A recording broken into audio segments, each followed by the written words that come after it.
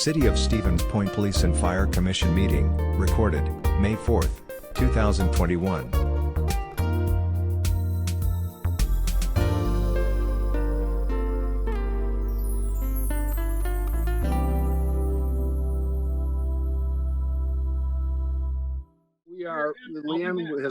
Leanne has called roll. We now show all 5 commissioners, including newly appointed Commissioner Morozek, in attendance. The next item in the order of business today is the election of the commission president, the commission secretary, and the appointment of the liaisons. Commissioner Ostrowski. Mr. President, as part of that item of agenda, I would like to make a nomination for the president of the commission, and I would like to nominate Gary Westcott for that position. Is there a second? Kirschling, second. Second by Commissioner Kirschling. Are there any other nominations for the position of commission president for the 2021 to May of 22 term? Any other nominations? All in favor of electing Commissioner Westcott as the commission president for the next term, please say aye. Aye. Aye. Commissioner Morozek, please turn your mic on. Thank Yes, you. I'm sorry. I had an interruption and I came into the house. I'm sorry, what was the question? I'm very sorry. No apology is required. There has been a motion by Commissioner Ostrowski, seconded by Commissioner Kirschling, to elect Commissioner Westcott president for the term of May 21 through May of 22. I asked for other nominations. There were none. And the commissioners, how would you vote? Aye, to support you. Thank you. With that said, I would like to nominate Commissioner Ostrowski to continue serving as the commission secretary. He's done a good job. Second by Commissioner Moore. Thank you. Are there other nominations? Other nominations? All in favor of electing Commissioner Ostrowski to the term of secretary for the term of May of 21 through May 22, please say aye. Aye. Aye. Aye. Those say no. Motion carries. With that said, I know that, and thank you again, colleagues, for the vote of confidence. We certainly have had a very interesting year, as I know we're all keenly aware of. With that said, I am keenly aware that Commissioner Kirschling and Commissioner Moore are working through a variety of projects and contact necessary programs as liaisons to fire and police. I'm going to, with concurrence from the commission, reappoint Commissioner Moore to continue working with the police officers and the police management, and Commissioner Kirschling, you of course will continue to work with the management and fire and the rank and file. If I have concurrence from the commission. I totally endorse that move. All right. All right. With that said, I'll say a little bit more about welcoming Commissioner Morozek when we get a little bit further into the meeting, but we're delighted to have you with us. And we look forward to your service to the community, continued service to the community. And Mary, I'm going to talk a little bit more about, you keep moving around on my screen. How do you do that, Mary? It's just amazing. I think you're over here, and then you're over here. I want to talk a little bit more about the liaison and the important role as I envision it moving forward. With that said, we have several important topics this afternoon. Item 3 is our monthly update on the COVID-19 pandemic, updates from fire, EMS, and police. Chief Finn, I'll recognize you, and you can kick it off, sir. I'm going to ask Chief Senator to turn the screen over to Chief Gemza. He has a presentation for you.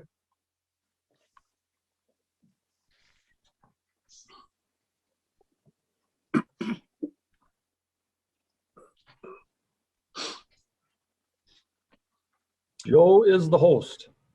Assistant Chief Gemza, you have the attention of the commission. All right. Do you guys see a PowerPoint presentation that says vaccines administered to Wisconsin residents? I do. Okay, then I have successfully done that. So this is a PowerPoint presentation. It's about 14 slides. It's not very long, but it should answer almost all of your guys' questions that you presented last time that we had talked about who's been vaccinated, how many has been vaccinated, and what we've done, what we're doing for COVID along with the variants. So this slide just basically talks about the residents. This slide here is Portage County. As you can see, 40.6% of all residents have received at least one dose. And if you go further down, if you have questions for age specifics, races, sex, or ethnicity, they're all answered right in there, along with the trends that you can see at the bottom of your screen. So again, this is Portage County first dose. We'll go to second dose. So this is completely vaccinated people. We're at 30.5%. So as you can see, it's about a 10% jump of one person's vaccinated. Again, you can slide down and you can see the differences in the ages, in the sexes, in the ethnicity and race of the people that have been vaccinated. And this is through the DHS website. So the vaccine distribution. So this is who the providers who has been, we've in the state of Wisconsin and in Portage County, the Johnson & Johnson, the Moderna, and Pfizer vaccine. Off to your left there, you can see that there's a number of state allocated COVID-19 vaccines. And as of 5/3, the total vaccine doses administered. Look at the bottom of the screen. It says vaccine doses administered in Wisconsin by the day. And you can go through it and see kind of the trends of how we're doing regarding the vaccine. Joe, quick question. Would the vaccine doses administered on the daily doses, would that reflect both folks getting the initial dose and folks getting the second dose? Yes, they don't differentiate. The state does not differentiate between the two. So the total number of vaccinations available is 1 and 2, and what they've done is 1 and 2. All right, thank you. So what have we done? Stevens Point Fire Department has changed our policy 1200 pertaining to personal protective equipment. As you can see, we've used more of a sliding scale on what personal protection you should be utilizing. That will come out once a week, so our personnel knows if they're working if the community is considered a minimal to no spread. You can see they would go to a surgical mask, eye protection, and then just gloves. If you're working in a moderate to substantial community transmission area, you'd be surgical mask, eye protection, fluid impervious gowns, and regular gloves. As you go into a confirmed case, or if you're doing anything that is aerosolized, you go right to an N95 or the Envo mask, which we had talked about a couple months ago. Those are the reusable N95s. So this policy has been changed when we just sent an update out to everybody, and we sat down with the captains to make sure if they had any questions about how that goes out. Tell the commission a little bit more about how that policy evolves and goes back and forth and changes. I sure will. So as you see the Portage County metrics dashboard, this is where we get this information from. So every Wednesday, this is updated. And so you can see here, you can see it says up at the top, it says case activity, percentage positive, CLI activity, and ILI activity. What we're looking for is Portage County, and you can see that it is considered a high case activity. And how that's determined is if you go to the other side where it says growing, no significant changes, and shrinking. And the burden on this is per 100,000 people, and we're at 155.6, so we're considered high. So in our policy, we would then be wearing our regular surgical mask, eye protection, a surgical gown, and gloves. So every Wednesday I go and look at this and then send the email out to FDall to make sure that they're aware for the next week. This is how we're going to operate. I do check it at least 3 to 4 times a week just to see where we are trending with Portage County, to see if we're in the right area. Did that answer your question, Commissioner? It did. Do you share those weekly updates with Chief Center or his contact in PD? I do not. I sure can. It's just an email that's, if he would like it, it's not a problem. Otherwise, at the end of this slide, the website that this is found is on there too. All right. All right, I'll let you coordinate directly with Chief Center. Okay. COVID variants by the Healthcare Emergency Readiness Coalition regions, and that's the HERC regions that we talk so much about. Mm-hmm. So when we look here, we're considered the North Central region, and the most prevalent variant in our area is the B117. And I just point that out because my next slide is going to tell you what the B117 is, and that is the England or the UK variant.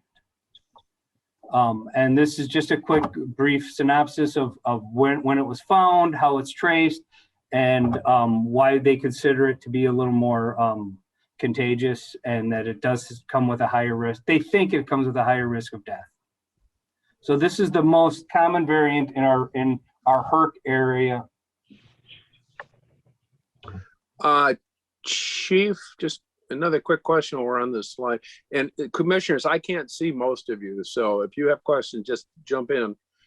Is the B117 variant, folks, is that the one where folks under 50 are more susceptible to it? Or have I got That I have not read. I'm not saying it is or isn't. I will write that down and I will have that answer for you. Would you like me to email that to you, to all the commissioners, or? You can just send it, you can send it to the whole commission. Okay. I think the B117 is slightly younger, and I'll let you continue, Chief. You might touch on it. Thank you. Not a problem. And then the next one is Stevens Point Fire Department. So I ran the quarterly numbers. We do track how many patients we have in contact with that are COVID positive or have at least the signs and symptoms of COVID-19. And in January through March, which is the first quarter, we had 799 requests and 100 patient contacts that are suspected or confirmed COVID-19. That's about 12.5% of our run volume in that first quarter of the year. And this is the HERC region. As you can see, the blue is where we fall in. And this basically is how many ICU beds are available, how many hospital beds are available, what our ventilator usage are. And we utilize this to find out how many people are, if they're COVID positive, are they being admitted to the hospital? Are they just being seen? Are we taxing our hospital? If you remember when we were a bright red, our hospital bed use and our ICU bed uses were between 95 and 97%. This is a good, comfortable feeling that you're at 84 and 81%. It's not perfect. It's not exactly where we want to be, but it does show us that things did get a little bit better in the last 2 months. And that is the information resources came from the dhswisconsin.gov COVID-19 website, and along with our Stevens Point Fire Department run data and policy 1200. That is the presentation. I will send it over to Leanne. So if all of you guys would like it, Leanne, you can distribute it, or I can distribute it, however you guys wish to get it. Let's do this. First, why don't you return the meeting to Chief Center so I can see everyone again. There we go. The commissioners, would you like that PowerPoint presentation? What are your wishes? Chief, I'm not really seeing anything. Chief Gemza, why don't you just go ahead and email it to the 5 commissioners? I think that it's a lot of valuable information, and certainly there's that website at the end, State DHS, which is a very valuable resource for those of you.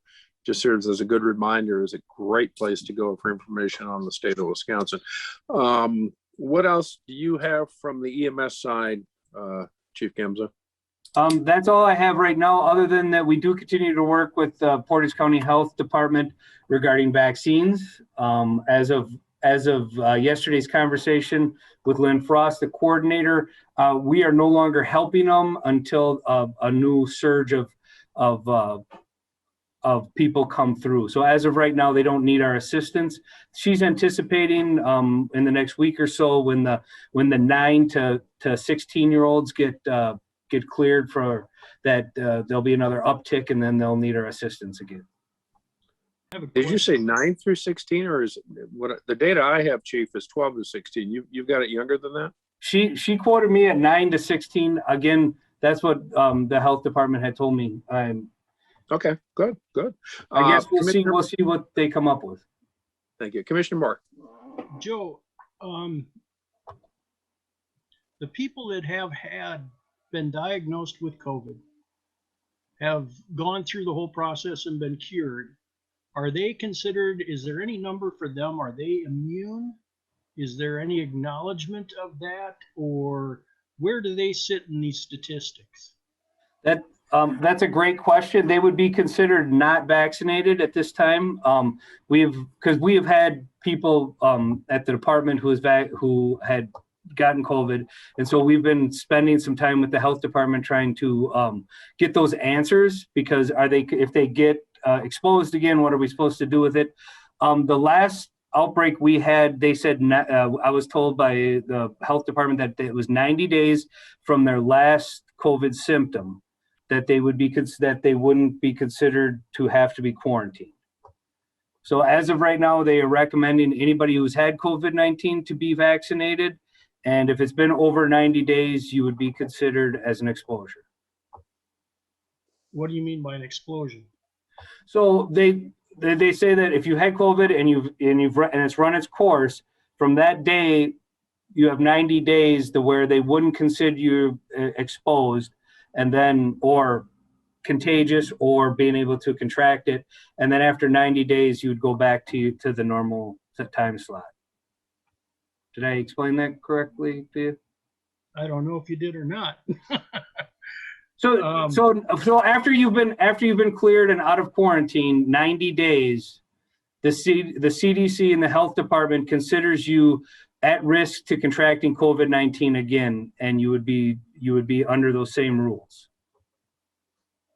Okay, so the headline there would be after 90 days, CDC and state health would say you could contract it and be symptomatic.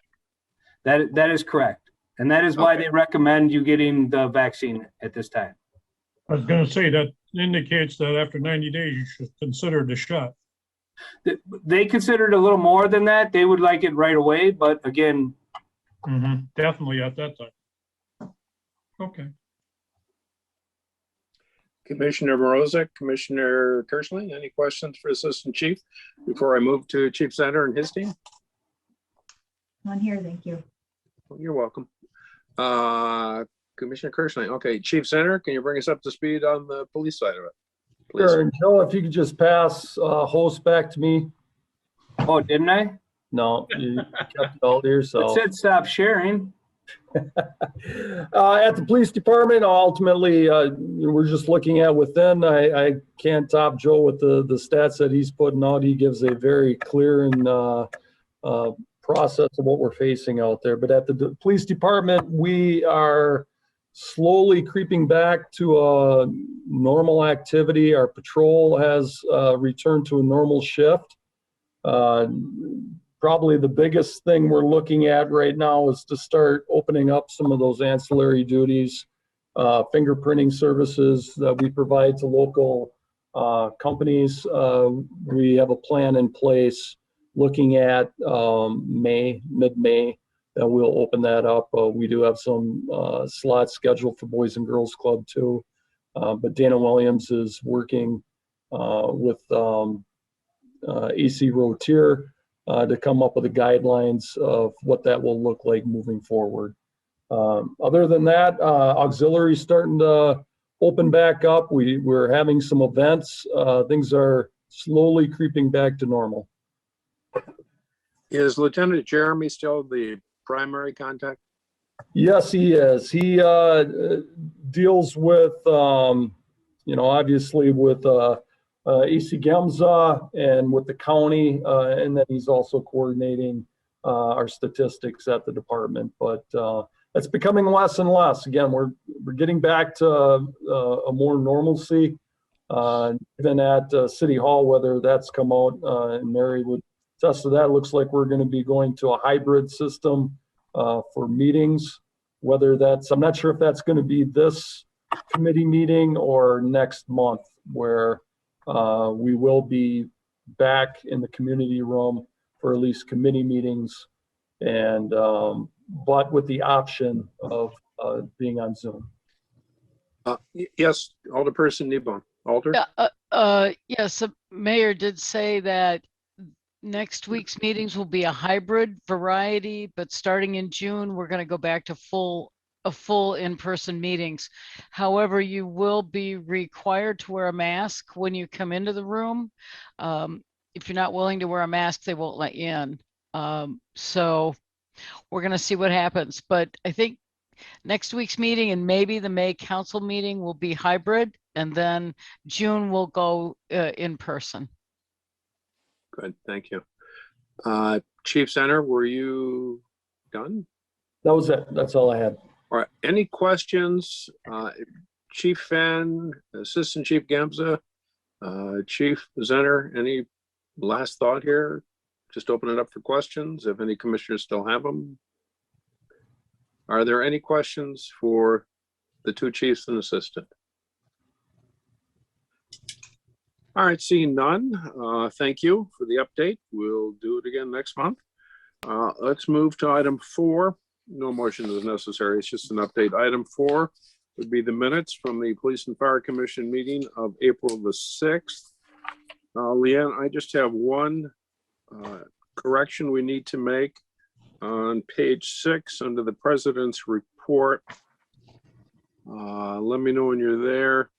That first paragraph should read, because I appointed a couple of them to the commission when I was mayor. We would delete the word I put to I appointed. That's all I have. Any other editorial corrections? Mr. Moore, I know you read them very closely. Can you offer? No, I'm good. Okay. All right, I'll make a motion to approve those minutes. All right, thank you. Is there a second? A second. Second by Commissioner Mrozek. All in favor, please say aye. Aye. Aye. Thank you. All right, let's move to item number 5, the confirmation of the bills. With that, Commissioner Ostrowski, I will turn it to you as our resident. All righty, thank you, Mr. President. I have a question for the fire department on the monthly bills. It says the last item is city share fitness equipment. I take it the city and the union are splitting that cost. Is that it? That's correct, sir. All righty. Does that mean that the item costs $2,000, or we're going to split the $1,000? I assume we're going to $1,000 from the city, $1,000 from the fire department. Yes, sir. It's $1,000 for the union, $1,000 for the city. Correct. Okay. And then from the police department budget, I have a couple questions for Chief Zenner. Item 3, Celebrate USA. What exactly is that renewal? The Celebrate, that's our contract that we have with our machine. It's essentially used by our investigators for cell phone information retrieval. Okay. And then Chief, down under body cameras, 5 of them, replacement packs. Did they go bad, or that we were working our way gradually adding more? Let me see. About midway down on the page from Digital Alley, $1,055. Yes, well, those are replacement pack equipment. What we're looking at with our camera systems, if we get about a year and a half use out of those, we're lucky. We did balance it off on going to a cloud-based system. Essentially, that operates like a cell phone plan. They'll replace your equipment for you, but you're going to be paying for the service. We're better off if we remain in that area of less than 9 body cameras going out a year. it's still going to be most cost effective of us to stay in the operational budget line of replacing them when they go down. So they're roughly $210 a piece and they last about a year and a half.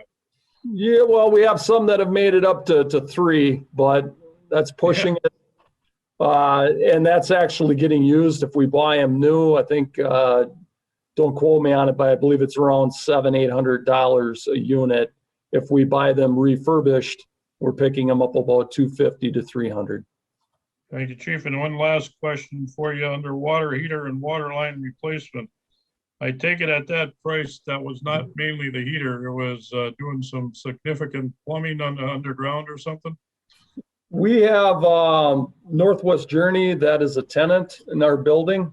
Yep. And we found out they were having issues getting hot water. Long story short, after about a half a year doing some research, we found out that the water line running down to that location had been turned off. And when we turned that back on, we had a new shower that came from the hallway down by the community room. So we needed to replace that whole line and the water heater. So yeah, that was a significant cost. But that was tied in with Northwest Journey, our tenant in the building.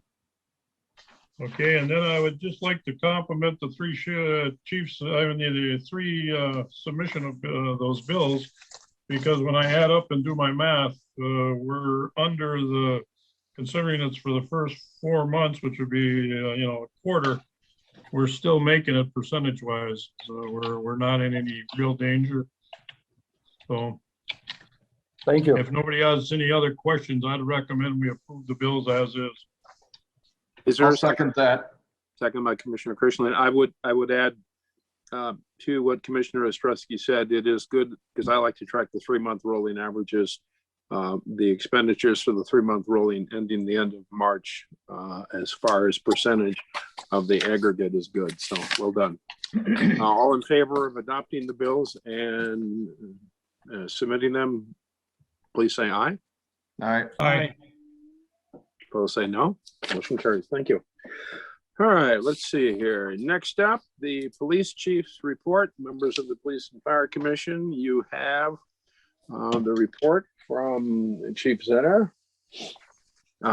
Chief Zenner, where do you wish to begin? Just a couple things I wanted to highlight, and as I've kept you up to speed during the middle of the month, we did have some issues with our May firearms range due to ammo inventory, and this was a contingency plan. We have canceled that May firearms range. We did get an order of ammunition in for our new 9mm handguns that we've yet to issue, but we'll probably be experiencing this situation for a good part of this year, possibly into next year. Other than that, we have 2 of our new officers, Officer McLuth and Officer O'Neill, that are going through the field training process. They're in step 2. Both are doing great, progressing on schedule. I also have both the assistant chiefs on here if there's some questions concerning programs that they are currently working on. Assistant Chief Mike Rotier and Detective Matt Drossel are working on a department drone program. We do have a drone that we'll be using for investigations moving forward, but that does require a policy and FAA approval. If there's any questions on that, Assistant Chief Rotier is available. Bob, why don't you tell the commission briefly, it's not really on the agenda, but I for one would be interested in your initial thinking as to how it'll be utilized. Where are you, Bob? It's actually Mike Rotier. Well, like I said, Chief Rotier. Well, thanks for the floor. I appreciate it. It's exciting to bring this information to the PFC and the public. Layman's term is it's a drone program. The official verbiage that they use in the FAA is unmanned aerial system and unmanned aerial vehicle, but we'll go with drone. It's another tool in our toolbox for us to use in search and rescue as well as investigations of criminal activity. So it's something we're pretty excited about. We do have a drone. Detective Matt Drossel is one of our detectives, and most of you might think you just go to the store and buy a drone and it's as simple as that. Well, we found out it's not. The FAA has a very strict requirement to become a certified pilot. And there's 2 tests, I believe, that Matt took, and he said they were not easy. He studied hard for them. And congratulations to him. He is now a certified pilot here for our program. So obviously, with any program we have, it's important to have a policy. We do have policy 614, which covers the operation and use. And the importance of that is making sure that we have some checks and balances on how this drone is used. So I'd entertain any questions if anybody has any. Mike, when are you going to deploy it? When are you going to start using it? It's effective immediately. We are still waiting on a mutual agreement from Jason at the airport, but we can fly it anywhere in the city during daylight hours other than around the airport for right now. But Jason believes that he'll have that agreement written up for us in the near future. So we're active right now. So if we would need it for search and rescue or an investigation, Matt's certified pilot, and we can certainly use that. Outstanding. Commissioner Trustee. Chief Rotier, will somebody else eventually be taking it so that he doesn't have to be called in at all, at various times that you might have needed the service of the unit? Is somebody else down the road gonna take the course also? Yes, we had looked at sending someone through the course so we would have a backup, because right now it's Matt and Matt alone.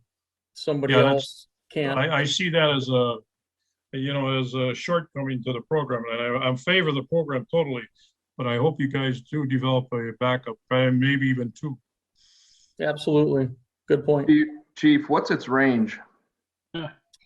The range, I believe, is at least a mile, but you always have to have a spotter that has a visual on it. So even though this thing may go even more than a mile, we have to be able to have somebody that has a visual on it. That's part of the FAA rules, because once you can't see it, even though there's a camera on it and we know where it's at, we have to be able to have a visual on that. So it would be a relatively close range that we would be flying it so that we can see it. That seems pretty tough on a search and rescue mission. I mean, if you have someone has to be looking at it all the time, you get into some dense vegetation. I guess you're in the city, so you don't have that situation. But yeah, I can see where that could be a challenge at times. Yep, that could definitely be an obstacle. That's why we have, there's always going to be a spotter with Matt when he's operating the drone. And then you would want some people in the perimeter areas. As long as one person can see it, we're within the FAA regulations. Got it. Thank you. Commissioner Moore. That was my question. Thanks, Joe. And I can include that policy and that agreement with Jason for next month in the packet for informational purposes. Is this a service that we could be available to other law enforcement agencies? Yes, certainly. Where we can go assist them? Absolutely. We've leaned on Plover. They have a drone. We've leaned on them when we've needed it. And absolutely, if there's any mutual aid requests that we would get, that's absolutely something we could do. The sheriff has one too now, so we're actually a little late to the game, so we're catching up on that end. Well, actually, Commissioner Kirschland gave me the idea. If you're in a search and rescue mode, I don't know that, it's the worst thing to have more than one drone on scene. I think that's where some of them are thinking. Put a couple of them up there, especially if you're looking for someone. Other questions, Commissioner Morozek, Commissioner Ostrowski, anyone? All right, please continue, Chief Senator.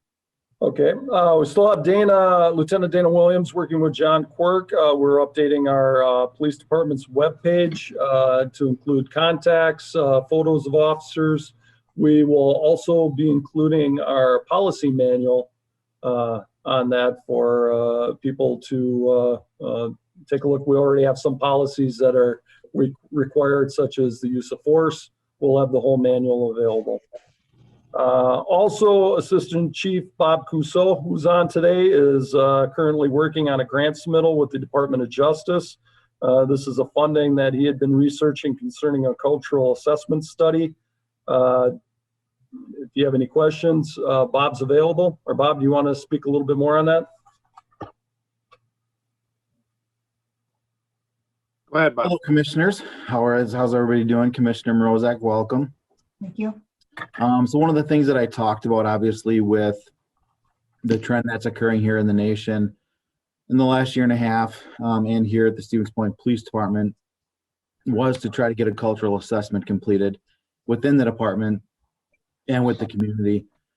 I've reached out to a couple places. They're very expensive. And I ended up getting a hold of Create Portage County, and they're willing to assist us with this, with a price tag on it. And so I've reached out to the Department of Justice, and I'm going to be writing in on trying to obtain some grants to help us with that cost. So hopefully by the end of the year, I'll get a response and we can implement the cultural assessment. Like I've told all the commissioners in the past, that just because we're performing well, it doesn't necessarily mean we have a healthy institution. And so I just want to verify and make sure that we're doing everything we possibly can here to make sure that we're heading in the right direction. Bob, I know we've talked about this. Have you reached out and had a chat recently with Mark at the university? I've reached out to him a little bit. I know that he had come to our in-service and presented here at in-service. Mr. Young, you're talking about, correct? I'm sorry, Mark. Yeah. I'm Yeah. sorry. Yep. I haven't reached out to him about the cultural assessment though. I can definitely do that. Mark might be quite helpful to you, as you are familiar with his background at the university. He might be a good resource for you. Yeah, absolutely. The price tag right now is $10,000. The previous one was $30,000, just to get the cultural assessment, because of the time it takes, the surveys that they deploy, the listening sessions within the department and within the community, and so on and so forth, and then developing an action plan on those items that they feel we need to improve on. So yeah, I will reach out to Mr. Young. Absolutely will. Question for Assistant Chief Cousseau. I just have a statement. I think that hopefully the media, as progress is made on this, picks that up and reports that, because I think it's a really good thing of seeing how the Stevens Point Police Department is continuing, to move forward with the best interests of our community. So I'm pleased to see that. Thank you. And this, moving forward, I know there's been talk, and with everything that's happened in the world in the last year, some things got put in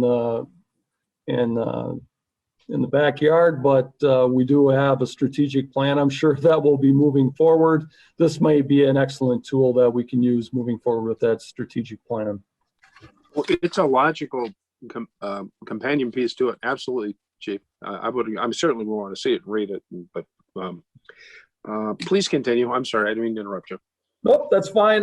We had 4 use of force incidents this past month. Each of those are documented out. A couple things jumped off the paper. We did one case in particular, a 10-year-old male juvenile, and this is something that we've seen an increase with some very young citizens that we find ourselves confronting. That was a young male that had armed himself with a knife and had made a threat to his sister. We did have some mental health issues that became involved in this, but officers did need to apply pressure to his wrist. Nobody was hurt. We were able to take him into protective custody, but those type of calls certainly do jump off the page when you see 10-year-old male juvenile.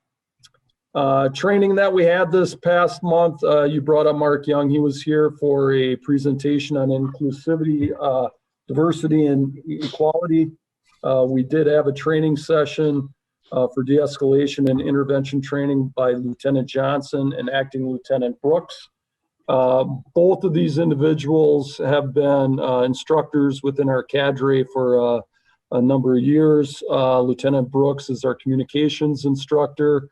Lieutenant Johnson is our use of force master instructor. Actually, Lieutenant Johnson is the individual who compiles our use of force data and provides that for me, which I put into our PFC reports.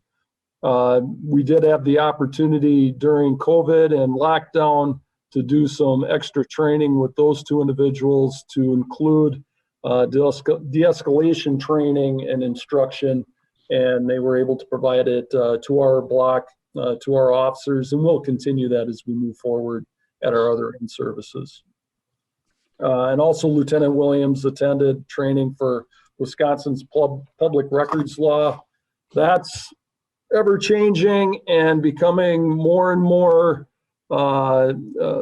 prevalent, in particular when we're looking at body cameras that we're talking about and redaction requirements that we have, Marcy's law, victims' rights.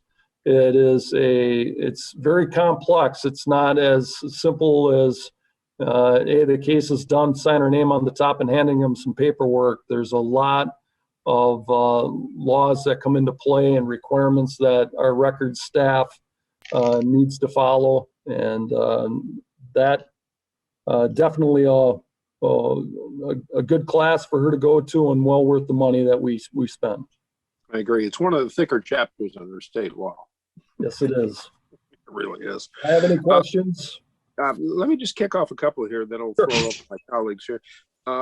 Chief, would you update the commission? We have occasionally had in-depth, lengthy conversations on mental health related incidents and issues.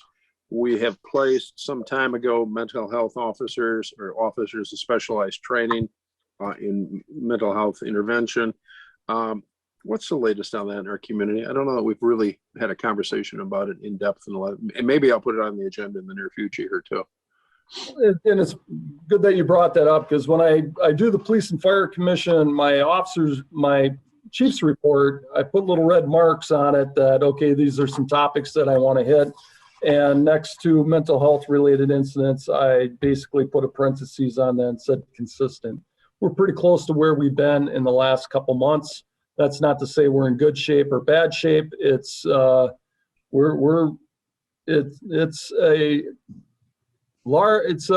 extensive call for service that we have at the department. And as we've discussed in the past, all of our officers are required to go to a 40-hour critical incident training, CIT.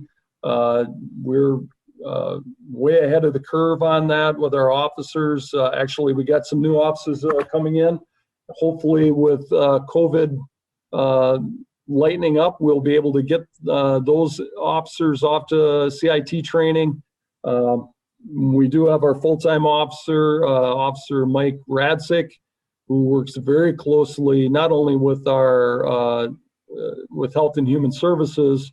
He's become our expert dealing with homeless in the city, which unfortunately mental health does seem to play a role in. We haven't seen a drop in those calls, but they're not rising. So I guess if we want to look at the silver lining, that's a plus. All right, questions from my colleagues. Commissioner Ostrowski. Couple of them for you, Chief. One is that was the mental health part was one of my questions. I see you got 7, 3, and 1 as far as commitments and detentions. Are those 11 in the 50 welfare checks?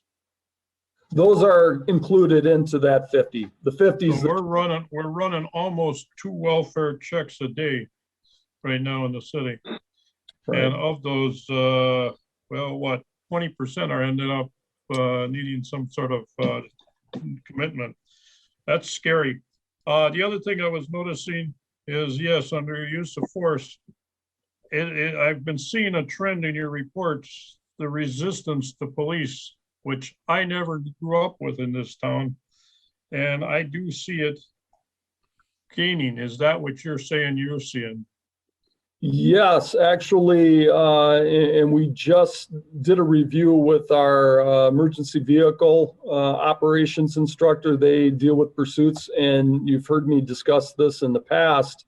We have seen a dramatic increase in vehicle pursuits within our jurisdiction. I don't believe we had any this past month, but last month we had 3. Actually, we did. I take that back. We had one just on April 26th. And looking at that, addressing whether is there some modifications we could do. I mean, well, the first thing we want to do is to self-assess. Unfortunately, this is becoming more and more prevalent that we're dealing with not only the vehicle pursuits, but that resisting. Our officers certainly deal with some interesting calls. I've thought long and hard, and there might be some moving forward. I talked to Commissioner Moore on this. Some of the body cam footage that we come across, certainly we wouldn't be able to put it out on a PFC open. It's certainly not PG, but some of the calls that we are responding to and individuals that we are dealing with in our community, we are seeing an escalation. The other thing I just wanted to bring up to you, Chief, is a common thing that's brought up to me by members of the community. It seems like high speed is gaining in this town, especially up here on the north side. I know here on my own Michigan Avenue, speed has gotten to the point where I'd call it almost dangerous. I know I've had people on North 2nd Street talk to me about it. I've had people on over towards the park, towards Buckel Park, Maria Drive. It just seems like the people, how would I say, are moving faster. Along with, we did notice a lot of cars. Several people have commented about the loud mufflers. Have you been seeing this trend also? Yes, we've had some complaints that have come in from our alders, and Assistant Chief Cuso, who oversees patrol, has been addressing those. We have our speed signs. It's a bit more than just putting out a speed sign out there for somebody to see what their speed is. It collects data on what we use. We have a limited resource when we want to look at our patrol. How are we going to spread our officers, our resource to handle the speeding complaints? So what we do is we can put those signs in those particular areas, gather data to see, one, is the complaint justified? What are the best times? Because it'll collect the times and the amount of traffic.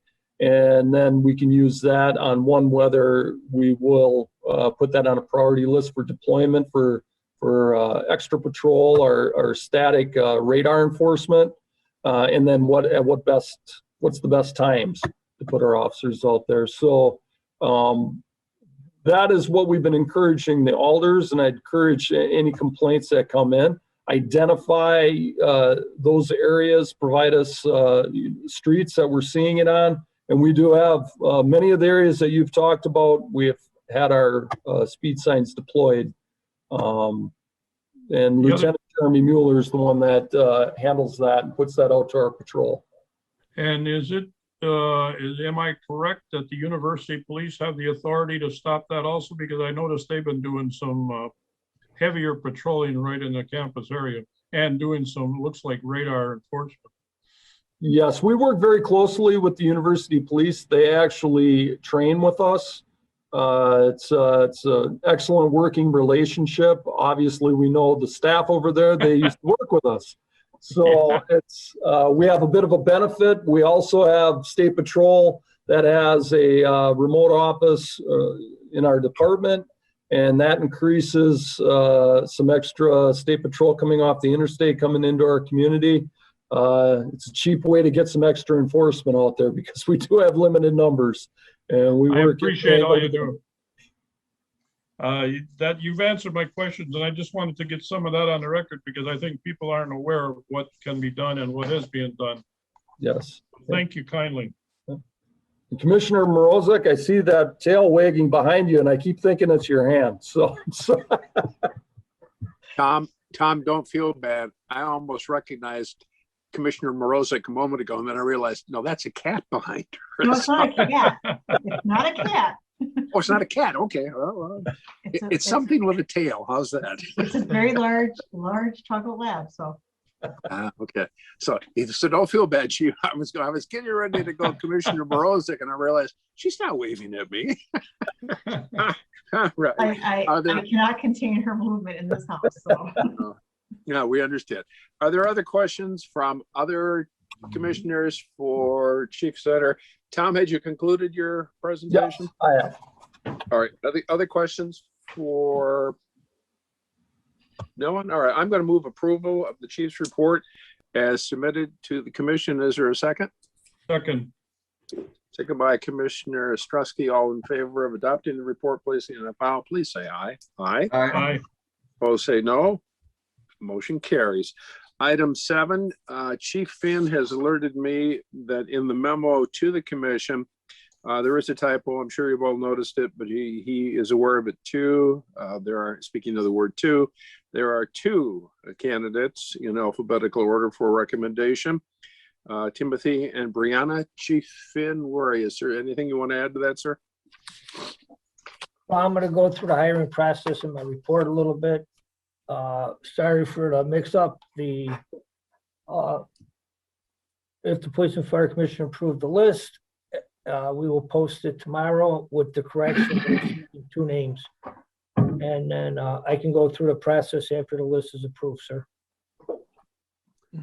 All right, I'll move approval of the list as submitted to the commission with the editorial correction as I've mentioned. Is there a second? Kirschling, second. Second by Commissioner Kirschling. All in favor, please say aye. Aye. Aye. Opposed, say no. Chief Finn? Now we're on to my report. All right. Sure, we can move right to your report. You're going to talk about the hiring process. Oh, yeah. So That's the first go ahead. thing in the hiring process.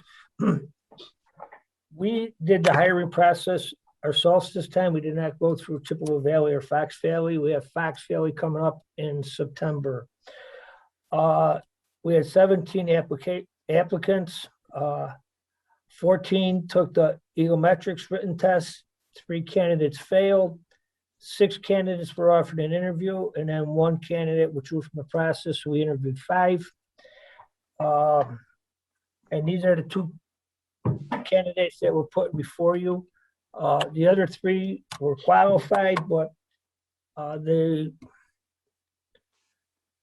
them not being a medic for a year was going to be extreme expense to the city.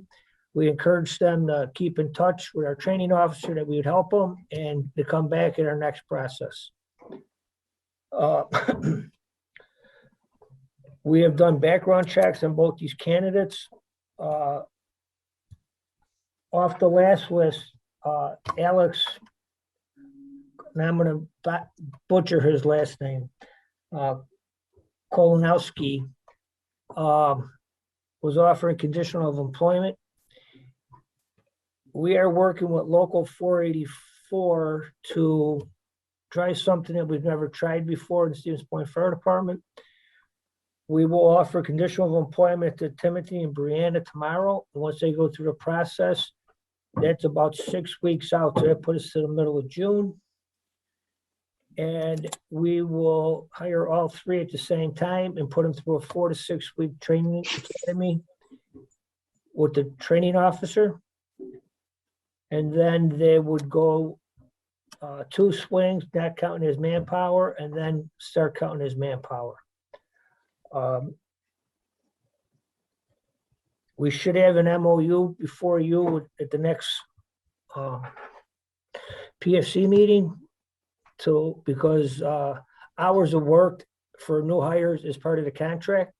So we have to have an MOU. And since we're trying this for the first time, which I think would be very successful, we'll bring the MOU before you in June. Also on employees, I would like to note that Connor Puloff comes off probation on May 11th. His last evals were done today and he passed with flying colors, so he will be officially off probation on May 11th. And reports, fire report, when I talk about tech rescue support and vehicle extrication operations, I would like to thank Johnson's Towing. They provided cars for us for all 3 shifts to go out there and train in the afternoons and 3 different days, so we couldn't have done that without Johnson's Towing. You'll see more about it in next month's report, but tomorrow, Thursday, and next Thursday, we will be doing RTF training at Century and Strong's with local, with Stevens Point Police, Plover PD, State Patrol, Portage County Sheriffs, and so forth. And the last thing I'd like to talk about is today is International Firefighter Day. You will notice that the lights in the firehouse are going to be red today. And that's to encourage the National Fallen Firefighters Foundation is asking everyone to light their house with red bulbs for 1 day in memory of those who have died in the line of duty within the last year. If both firehouses will have red bulbs today, and then we'd be taken down next week, just so we can show respect to those who have fallen in the line of duty. And other than that, I think I'm done. Any questions? I'll come out in a second. A couple of follow-ups, Chief. You had mentioned that a couple of the applicants had not worked as medics in the last year, I think you said.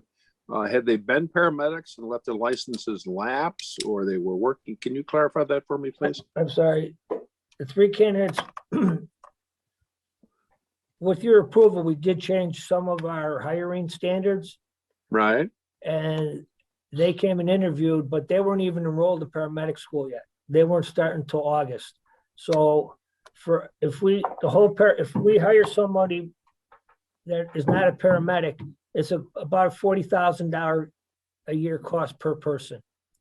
It's not that they weren't qualified. The 2 that we are on the list are both firefighter 1 and paramedics already. Good, good.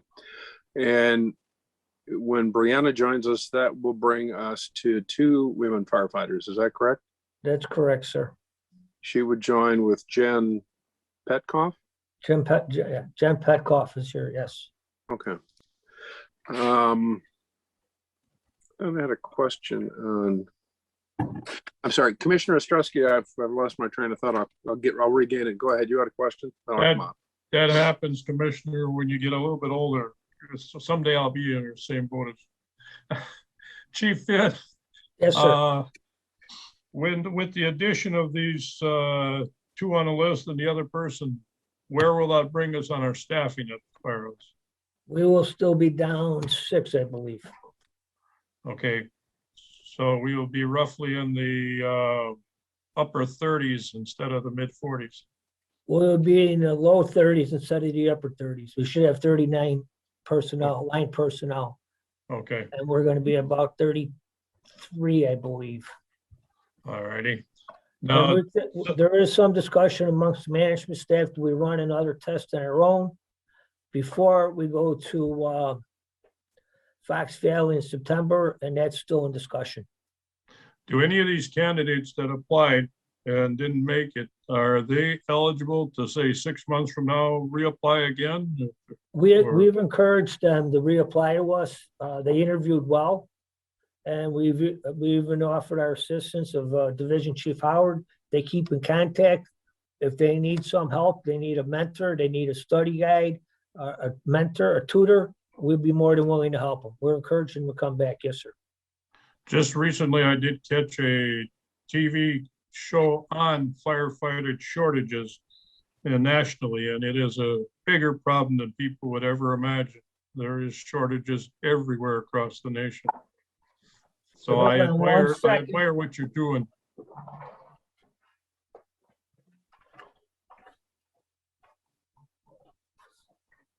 I don't have the numbers in front of me, but I do know that Rapids, Wausau, and Marshfield were all short and had trouble hiring. I don't have them numbers right in front of me, sir. Other questions for Commissioner Mrozek? Yes.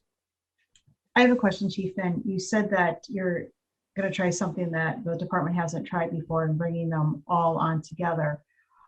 What's your thought process behind that? And I do like the idea too, that you're open to trying different things. So I'm just interested in, is it more the camaraderie of everyone, those individuals coming on as a team, or what's your thoughts on that? The thought process is if we hire throughout the year, we put one person on shift, and by contract, they have to go 15 to 18, 24-hour days before they count as manpower. So they're getting trained one by the company officers on that shift. If we put them on, if we have two and they're both on different shifts, they could be getting trained different ways. We are going to try a fire academy, and even when we just hire one, we are thinking of putting that person through a fire academy, so they are trained the Stevens Point Fire Department way. And hopefully this can work into some type of consortium where we do with other departments within the area. I know out in the Fox Valley, they have like 3 departments, and they have a training academy that all their candidates go through. So we like to try it and see how it works. But again, your camaraderie is a big thing in the fire service, you're right. So they will be with each other, 8 hours a day for 4 to 6 weeks. And it becomes a recruit class, an academy class. And then no matter where they go, they're always going to remember who they went through the academy with. You're right. Okay, thank you. Other questions? Commissioner Ostrowski, yes. Chief Finn, is it common, like in our department, all firefighters are paramedics? Is that common in a lot of services, or is that a little bit more uncommon? Does that make it more difficult to get people? I mean, I assume some people like to be a firefighter, but may not want to be a paramedic. In our department, you got to be both. Right. And when you get into bigger cities, Madison, Milwaukee, I believe, you don't have to be a paramedic to get hired. They'll put you through some of it. I mean, like Green Bay, I believe paramedic is like extra pay. So there are just firefighters and paramedics. But in a city our size, you have to be both because of dual roles. The responsibility the men and women have here are unbelievable and what they go through. So, well, that's why I wanted to bring that point up, because our citizens should be all the more thrilled with the quality of the work personnel we have in the department we have, because they are going beyond what the typical person does. Thank you very much, Chief, and to your department. thank you, sir. Other questions for the fire chief as part of his monthly report? If not, I can make a motion to accept the chief's report. Kirschling, second. all in favor of accepting the report, placing it on file, please say aye. Aye. Aye. Aye. Opposed, say no. Motion carries. Last item, very briefly today, I just want to again formally extend a welcome to Commissioner Mrozik. As you join the commission and you transition back into the public policy area, we're happy that you are here. Very soon, if not already, because Leanne is always usually 2 or 3 steps ahead of us anyway, you're going to receive the formal. And Leanne, if you've already done this, just stop me. You're going to receive the formal administration or admin policies, all of them. You're going to receive the Police and Fire Commission policies and procedures, the Police and Fire Commission handbook, which is a voluminous document. The 2020 annual reports will be coming your way. Attorney Dietrich, who serves as special counsel, as you know, Commissioner, to this commission, wrote a very interesting legal opinion late last year that I've asked that be formally sent to you. I think it's a good document. You have shared with me that you've spent time watching past commission meetings. You're already engaging. We're delighted to hear that. Excuse me. I've also asked Leanne to forward to you a link on Attorney Gunta's presentation. Attorney Gunta, G-U-N-T-A, is a recognized expert in the nation on police and fire commissions in Wisconsin. And Alderperson Kneebone, you're nodding your head. You were part of that when we had a joint presentation with all members of the Common Council. Alder, did you find it informative, helpful?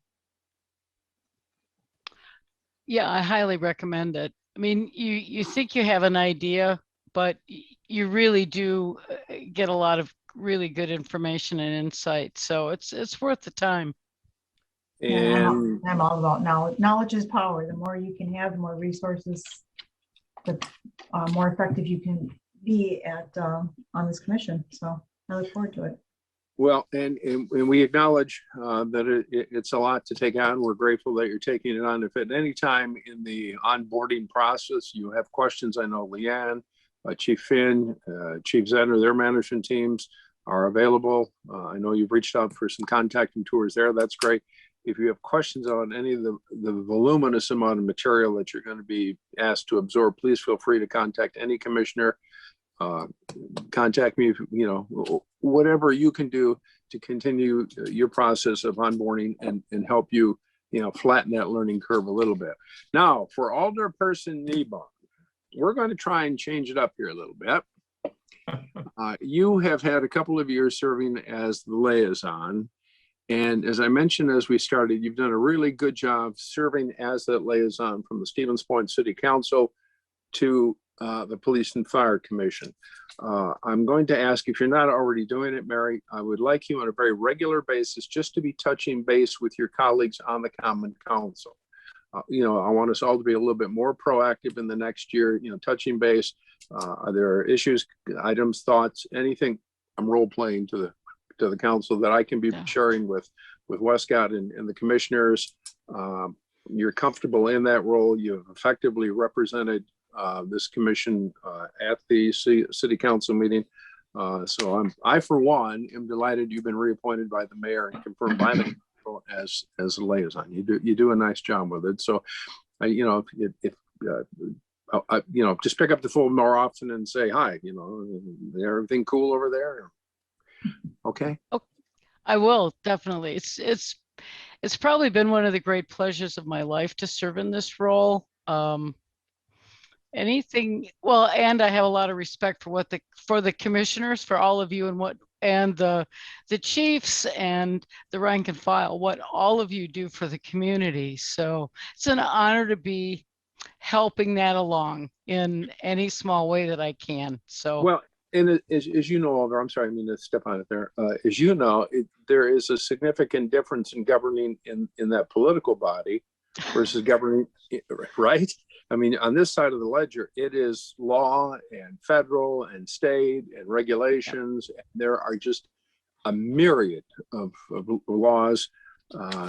It gets pretty complicated, and you do a nice job of navigating that. So I appreciate it. So welcome to Commissioner Morozic. Alder Kneebone, I'm delighted you're back with us. That's all I have, commissioners. Relatively short meeting for us at 3:14. May I have a motion to adjourn, please? Motion to adjourn. I'm Morozic. Thank you. Seconded by Commissioner Kirkland. All in favor of adjourning for the day, please say aye. Aye. Aye. Opposed, say no. Motion carries. Thank you, folks.